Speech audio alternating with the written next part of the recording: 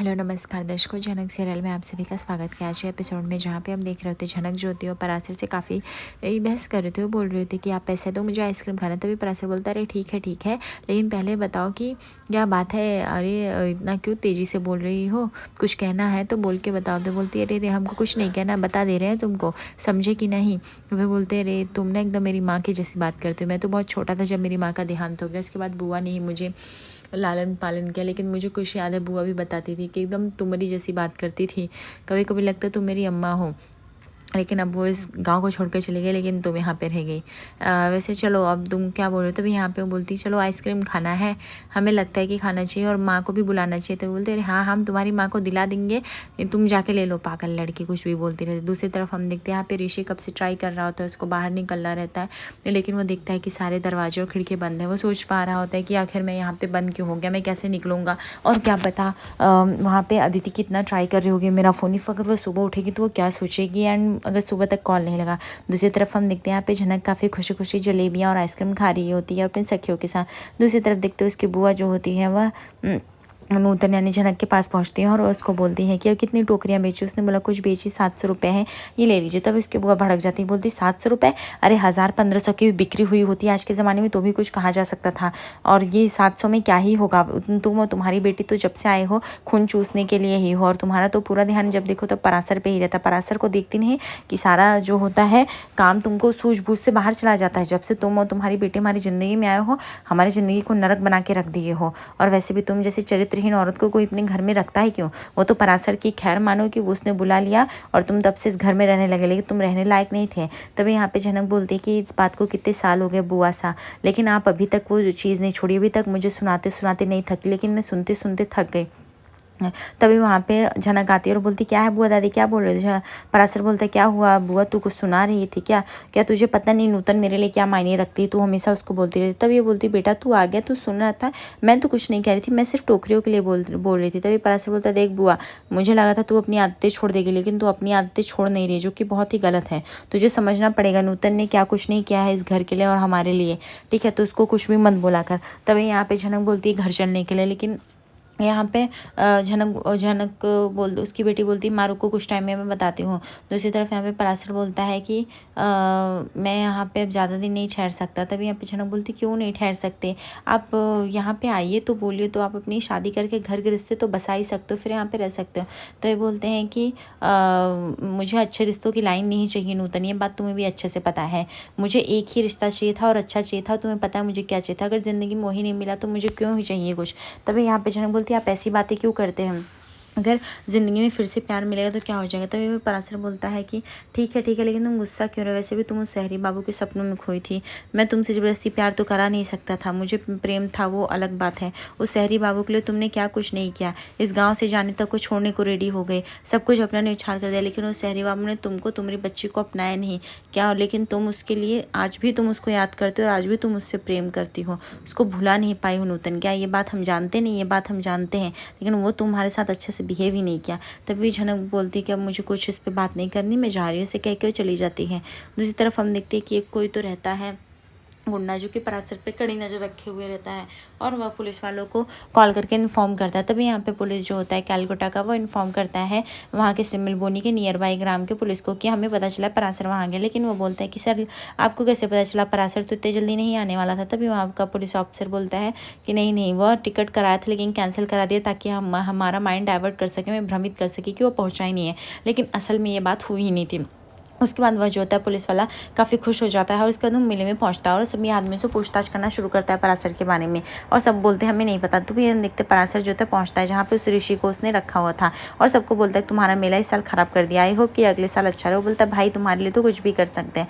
उसके बाद वो दरवाज़ा खोलता है और ऋषि को बोलता है क्या हुआ, काफ़ी तकलीफ़ हो गई। तभी यहाँ पे ऋषि बोलता है तकलीफ़ तब होती ना जब चॉइस होती, मेरे पास तो कुछ चॉइस नहीं था, मैं तो बेबस था, लाचार था, लाचार इंसान को किस तकलीफ़ की बात। तभी बोलते कि तुम सिर्फ यहाँ पे 2 घंटे क्या रहे, तुम अपने आप को असहाय महसूस करने लगे। सोचो जिस इंसान को बचपन से लेके कुछ ना मिला हो, वो गरीबी में जिया हो और सारी चीज़ें उसे छीन गई, उसके अधिकार की चीज़ें नहीं मिली हो और उसके पढ़ाई अध्ययन सब दिखावा से दूर किया गया, उसको कैसा लगता होगा। तुम लोगों को तो सब चीज़ें मिलती, इसलिए तुम लोग बड़ी बड़ी हम बातें करते हो, लेकिन जिसको जिन नई चीज़ें मिलती है और फिर उनको बोलते हो ये नीचे हैं, गंवार हैं, इनको कुछ नहीं आता। सोचा भी उनको कैसा लगता है। उनके हक की चीज़ें उनको कभी मिलती नहीं, उनके हक के पैसे नहीं मिलते। तुम लोग का क्या है। अब तुम, मुझे पता है तुम यहाँ पे क्यों आए हो, ताकि तुम मेरे बारे में जाके न्यूज़ छापो, शहर वाले तुमको पैसा दे, फिर उन बड़ी बड़ी गाड़ियों में घूमो। तभी यहाँ पे ऋषभ बोलता है, ऋषि यानी कि ऐसा कुछ भी नहीं है, मैं आपके लिए खड़ा होना चाहता हूँ, लेकिन आप अगर जब तक अपनी प्रॉब्लम नहीं बताएंगे मैं आपके साथ खड़ा कैसे हो सकता हूँ। तभी पराशर बोलता है, मुझसे चालाकी मत करो, अब हम शहरी वालों पे भरोसा नहीं करते, हमने 1-2 बार शहर वालों पे भरोसा करके देख लिया, बहुत बड़ा हमें अंजाम भुगतना पड़ा है। तुम्हें क्या चाहिए तुम बताओ, तुम सच सच बताओ तुम हो कौन। तभी यहाँ पे ऋषि बोलता है, मैं कोई टूरिस्ट नहीं, मैं एक पुलिस ऑफिसर हूँ, इन्वेस्टिगेशनल पुलिस ऑफिसर। दूसरी तरफ देखते हैं यहाँ पे पुलिस की गाड़ियाँ आती है, वो पराशर के दोस्तों के पास पहुँचते हैं और वो बोलते हैं कि कहाँ पे है। पराशर बोलता है हमें नहीं पता। दूसरी तरफ हम देखते हैं यहाँ पे पराशर ऋषि का काफ़ी लंबा बात चल रहा होता है। दूसरी तरफ यहाँ पे मून खाना नहीं खा रहे थे, जहाँ पे अंजना खाना परोस रहे थे, और बोलती है बेटा तुम मून खाना क्यों नहीं खा रहे हो। अर्शी बोलती है खाना क्यों नहीं खा रही हो, क्या हो गया अदिति। तभी क्या बात नहीं हो पाई क्या ऋषि से। तभी यहाँ पे अंजना बोलती बस मैं समझ गई, ऋषि ने लगता है सुबह से इसके ऋषि से बात नहीं हो पाई, इसीलिए बहुत काफ़ी उदास है और इसलिए खाना नहीं खा रही है। ये सुनकर अर्शी को काफ़ी गुस्सा आ जाता है। अर्शी बोलती how is is so irresponsible, वह इतना कैसे इरिस्पॉन्सिबल हो सकता है, क्या उसको समझता नहीं है कि कल को उसकी अदिति के साथ शादी हो जाएगी, उसको इन सब बातों का ध्यान रखना चाहिए। तभी यहाँ पे अर्शी बोलती तुम कुछ बोल कहने से पहले क्यों सोचती नहीं हो, वो बड़े काम पे गया रहा है, हो सकता है आज वो बिजी हो, कल वो कॉल करेगा, उसका काम तुम्हें पता है अर्शी, फिर भी तुम हमेशा लोगों को गलत क्यों समझने लगते हो, मुझे तो यही नहीं समझ में आ रहा है। एंड चुपचाप खाना खाओ ना, और तुम लोग भी खाने दो। तभी यहाँ पे तभी यहाँ पे अंजना बोलती है तुम लोग लड़ना बंद करो ना, देखो मुन ने कुछ भी नहीं खाया है अभी। तभी अर्शी बोलती पहले तो बात बड़ो माँ आप चुप रहिए, आप हम लोग के बीच में बातें क्यों करते हैं। अनिरुद्ध बोलता है अर्शी तुम अपना खामखा गुस्सा बड़ो माँ पे उतार रहे हो, ठीक है। तभी अर्शी बोलती है कि ठीक है, तुमको क्या लगता है मैंने गलत कहा, वैसे तो मैं इस रिश्ते के लिए रेडी नहीं थी, पर जो मैंने देखा ऋषि एक अच्छा लड़का है इसलिए मैंने बात चलाई, और उस घर में अगर मैंने एक कमरे के लिए फ्लैट के लिए बोले तो क्या गलत बोला। वैसे भी मून का जो कॉलेज है वो काफ़ी दूर है, उसमें गलत क्या बोला है मैंने। और मैंने बोला वो लोग कभी जाके रह सकते कभी कभी, इसमें तो कुछ गलत नहीं बोला था, एक माँ जो अपने बच्चे के लिए जाती वही तो बोला था।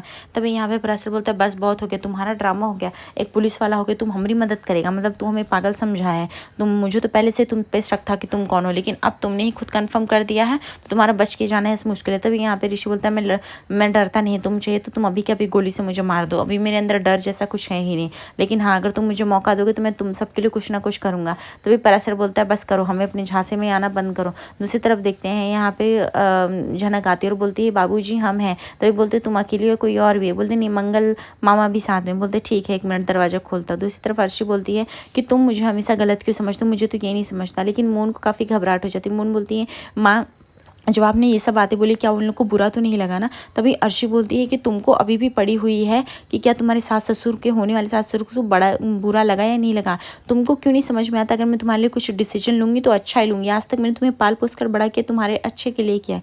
दूसरी तरफ हम देखते हैं कि ईशानी का पति जो होता है वो बोलता है अभी भी तुम्हारा पागलपंती चालू है, पता नहीं ये सब कब बंद होगा। तभी ईशानी बोलती है कि इसको आप पागलपंती क्यों कह सकते हो, इस घर में मुझे 2 साल हो गए इस घर को संभालते हुए काम करते हुए, लेकिन अभी तक आप मुझे समझ नहीं पाए, मेरे काम को मेरे मेरे जो भी इंटरेस्ट है उन सबको आप पागलपंती का नाम दे देते हैं।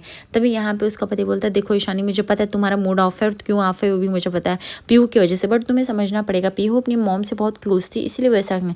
और देखो बेटे का क्या है, उसकी गर्लफ्रेंड है एंड वो चिल करता है, उतना ज़्यादा सोचता नहीं, बट पीहू अपनी माँ से लगाव इतना रखी थी कि उसको भुला ही नहीं पाई है। तभी यहाँ पे ईशानी बोलती फिर आपने ये जब डिसीजन लिया तो आपको अपने बच्चे को बता के लेना चाहिए था कि आप मुझसे शादी करने वाले हैं। हालांकि मैं उनकी माँ की जगह नहीं लेना चाहती, बट फिर भी एक केयर टेकर के रूप में आई है, लेकिन आप इतना तो बता सकते थे ना। तभी बोलता है कि देखो बच्चे तुम एक्सेप्ट नहीं कर सकते इतने जल्दी ईशानी, एफर्ट्स देना पड़ेगा। तभी ईशानी बोलती क्या लगता है आपको मैंने एक दिन भी एफर्ट्स नहीं दिए। बोलती नहीं ऐसा बिल्कुल भी नहीं है, मैंने ऐसा कभी नहीं कहा, तुम बहुत एफर्ट्स दे रही हो और मुझे सब दिखता भी है ईशानी, तभी तो मैंने तुमसे शादी किया था, अपने बच्चों के लिए भी किया था, इस घर के लिए भी किया था, और इसका मतलब ये नहीं कि मेरी कोई रिस्पॉन्सिबिलिटी नहीं है तुम्हारे लिए। लेकिन हाँ तभी यहाँ पे ईशानी बोलती मुझे एक बात बताइए आप मेरे साथ वक्त भी बिताना चाहती, कि आप अपनी बीवी से प्यार नहीं करते थे। तभी उसका हस्बैंड बोलता है ये कैसी बात हुई ईशानी, ये तुम कैसी इजुल फिजुल की बातें करो। तभी यहाँ पे ईशानी बोलती मैं इजुल फिजुल की बातें नहीं, अगर आप उनसे प्यार करते तो इतने जल्दी कैसे भूल गए, 1 साल में ही आपने मूव ऑन कर लिया, उसके बाद शादी के लिए रेडी हो गए। तो बोलते बच्चों के लिए और घर के लिए करना पड़ता है, मैं उस दुख में नहीं जी सकता हूँ ना, मुझे अपना घर संभालना है, बच्चे संभालने हैं, और मैंने जब तुम्हें चुना तो मुझे पता था तुम मेरे घर की भागदौड़ संभाल लोगी, और वो घर की लक्ष्मी थी, इसलिए हम सब उससे प्यार करते थे। तभी ईशानी बोलती लेकिन मैं घर की कुलक्ष्मी हूँ। उसका पति बोलता है ऐसा कुछ भी नहीं है ईशानी, तुम ज़्यादा सोच रही हो लगता है। दूसरी तरफ अर्शी जो होती बोलती है कि तुमको कुछ इंटेंशन समझ में भी आता है, मैं भी वही कह रही थी जो तुम कहते हैं। हर माँ बाप अपने बच्चों के लिए कुछ ना कुछ करते हैं, वो कहते हैं, उसमें मैंने कुछ गलत नहीं कहा। अगर मैंने इसके लिए सोचा तो बहुत सोच समझ के सोचा है। कल को अगर ऋषि का कहीं बाहर ड्यूटी लग जाए तो चला जाएगा, तो क्या घर वालों का काम करेगी, उन्हें संभालेगी, तुम लोग क्यों नहीं समझ रहे हो। दूसरी तरफ यहाँ पे वो बोलता है कि चलो ईशानी आओ बात करो। ईशानी बोलती है मुझे बहुत नींद आ रही है और मैं सोने जा रहे। तभी उसका पति बोलता है कि अभी तक डायरी लिख रही थी, तब नहीं वैसे देखा मैंने डायरी में क्या लिखते हो, कुछ भी फालतू चीज़ें। तभी ईशानी बोलती है आपको कैसे पता उसमें फालतू चीज़ें, आपने मेरी डायरी पढ़ी। बोलते हैं हाँ पढ़ा है, देखा है, कुछ भी लिखते हो, अपनी एकदम ख्यालों की दुनिया में जीती हो, एकदम पूरी तरह से काल्पनिक दुनिया में तुम रहती हो, जहाँ पर तुम एक IPS ऑफिसर बनने वाले थे, फिर तुम्हारे साथ क्या क्या हुआ वो सब तुमने लिखा हुआ। अब उसको बार बार पढ़ने की ज़रूरत नहीं। ईशानी बोलती जो मेरे साथ हुआ वो अलग है, वो सब छोड़िए आप, पीहू अभी तक घर नहीं आई, वो सिर्फ 18 साल की बच्ची है और मैच्योरिटी अभी भी इंपॉर्टेंट है। 18 साल का होने का मतलब ये नहीं मैच्योरिटी हो जाती है। और आपको पता है आजकल क्राइम कितना चल रहा है, आजकल के बच्चे नशे की हालत में मिलते हैं या उनके साथ कुछ गलत हो जा सकता है, या फिर वो लड़की हैं। मैं ये सब इसलिए बोल रही हूँ क्योंकि एक्सपीरियंस से बोल रही हूँ, मेरे साथ हुआ है और मेरी सोच जो एक मिडिल क्लास वाली सोच है, इसलिए मैं ज़्यादा ऐसे सोच नहीं सकती। आप इतने कंफर्टेबल कैसे हो सकते हैं। तभी यहाँ पे उसका पति बोलता है तुम इतना क्यों चिंता कर रही हो, वो गया है, वो गई है, वो छोटी बच्ची नहीं, मैं बार बार फ़ोन करूँगा तो इरिटेट हो गया, और वैसे भी तुमने फ़ोन किया तो उसने उठाया भी नहीं ना। दूसरी तरफ यहाँ पे अर्शी बोलती है मैं तुमसे गुस्सा नहीं हूँ, लेकिन तुम्हें समझना पड़ेगा मुन, मैं तुम्हारे लिए जो भी कर रही हूँ वो सब अच्छा कर रही हूँ, मैं तुम्हारी माँ हूँ, ये सब तुम्हारे लिए गलत कैसे हो सकता है। जब भी लूँगी तुम्हारे लिए अच्छा डिसीजन। और तुम्हारे पापा का क्या है, इनको तो जब भी अपना कंफर्टेबल मिला वो भाग जाते हैं वहाँ पे। तभी यहाँ पे अंजना जो थी वो अर्शी के पीछे भागी रहती है, लेकिन यहाँ पे अनिरुद्ध समझाता है कि बड़ो माँ आप खाना खाओ, अर्शी को छोड़ो, और मुन बेटा कल तक आपको ऋषि कॉल कर लेगा, इतना मत सोचो। दूसरी तरफ हम देखते हैं ईशानी के पति में बहस होती है पीहू को लेके, जहाँ पे ईशानी समझाती है आप पीहू के फ्रेंड को ही कॉल करिए, पर पूछिए मेरा जी घबराना है, आजकल के बच्चों को कभी भी कुछ भी हो जाता है, आपको क्यों नहीं समझ में आता है, और प्लीज़ अब आप बोल दीजिएगा उसको 10 बजे तक घर आने के लिए, मेरी बात तो सुनती नहीं है, प्लीज़ आप करिए ना। तभी यहाँ पे कॉल बजता है अलग नंबर से, पीहू की यानी ईशानी बोलती है मैं कॉल, जैसे ही कॉल उठाती है तभी यहाँ पे पुलिस वाले बोलते हैं कि क्या ये पीहू के घर पे कॉल लगा है। ये सुनकर ईशानी शॉक हो जाती है और तुरंत अपने पति को कॉल दे देती है और बोलती है पुलिस वालों का कॉल है। उसके बाद उसका पति बोलता है हाँ मैं पीहू का फादर हूँ, क्या हुआ। तभी वो बताता है कि ये लोग जो है शराब के नशे में काफ़ी करके यहाँ पे सड़क पे काफ़ी शोर मचा रहे थे, इसलिए मुझे इन लोगों को यहाँ पे लाना पड़ा, आप आइए और इन लोगों को लेके जाइए। उसके बाद ईशानी बोलती है मैं भी चलती हूँ आपके साथ, और वो दोनों जो थे पुलिस स्टेशन के लिए रवाना होते। तब दूसरी तरफ हम देखते हैं कि झनक बोलती खाना खाने के लिए, जहाँ पे ऋषि बोलता है मुझे भूख नहीं है। तभी पराशर बोलता है हाँ हम गरीबों का खाना क्यों खाओगे, लेकिन हम गरीबों का भी खाना जरा टेस्ट कर लो। ऋषि बोलता है ऐसी बात नहीं, मुझे बस भूख नहीं है इसलिए मैं मना कर रहा हूँ, बाकी ऐसा कुछ भी नहीं है। जब यहाँ पे पराशर बोलता है तुम समझने की कोशिश करो, खाओगे तो बॉडी में ताकत भी रहेगी। और झनक बोलती है वैसे भी मेरी माँ ने बहुत प्यार से बनाया है, बुखार हुआ है फिर भी इतने अच्छे से दाल चावल करके खाना खा तो पड़ेगा। पराशर बोलता है हमारे यहाँ खाने का इज्जत किया जाता है, इसलिए खा लो चुपचाप। तभी यहाँ पे झनक बोलती है इज्जत क्या करेंगे, पहले ही आते हमारा खाना ही तो बिगाड़ दिए थे ही। तभी यहाँ पे पराशर बोलता है हमें पता पुलिस वाले हो लेकिन तुम खाना खा सकते हो। सुनकर झनक के होश उड़ जाते हैं, उसको समझ में नहीं आता कि ऋषि पुलिस वाला है या नहीं है। आगे एपिसोड पर बने हुए दर्शकों लाइक को सब्सक्राइब करें। धन्यवाद फॉर मोर अपडेट्स।